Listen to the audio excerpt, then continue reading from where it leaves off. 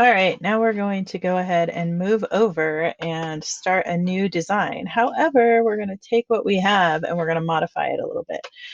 All right, so what we're going to do is we're going to select everything and we're going to group it together. So we're going to go Control G to group, okay? Or you can right click and hit group, or you can go up to Object and select group. Either way is fine. Oops.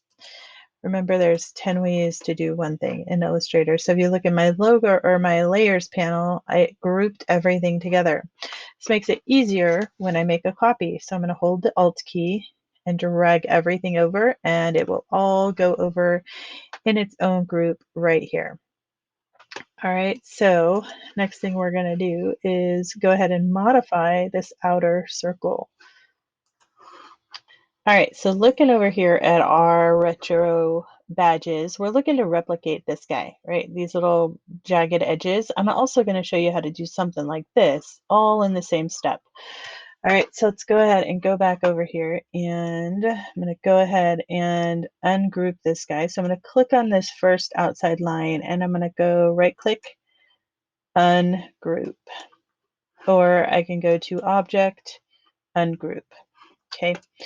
All right, so let's go ahead and click on this, and then we're going to go ahead and come up here to Effect. And then we're going to go to, let's see, Distort and Transform, and click on Zigzag.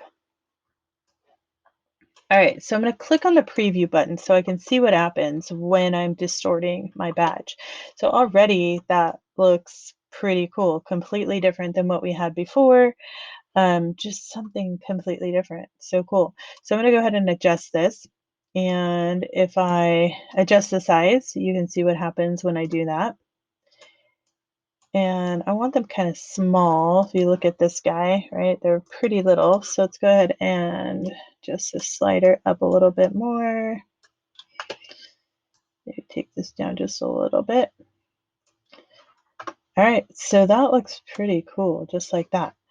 To get that wavy looking line, what you can do is click on Smooth Color and adjust this a little bit, and then come in here and mess around with that and adjust that.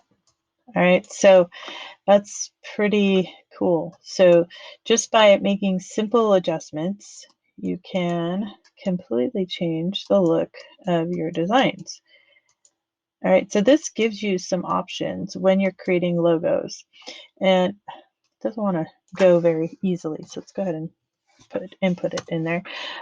So oops, I need to actually go back to that because I hit OK. So what I'm going to do is I can either go to Effect and click on Distort, Transform, Zigzag again, and it's going to tell me this will apply another instance of this effect, which I don't want to do. So I'm going to hit Cancel.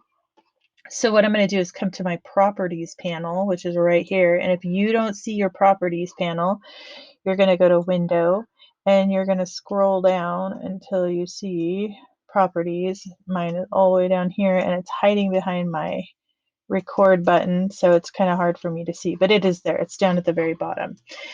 All right, so on your Properties panel, I've got this effects right here, so I can click on this and edit it. All right, so that's how you go ahead and go in there and re-edit. I need to click on Preview and adjust this. All right, so that looks pretty good. I'm going to go ahead and hit OK, and then I'm going to show you how to smooth out the inner side of that circle.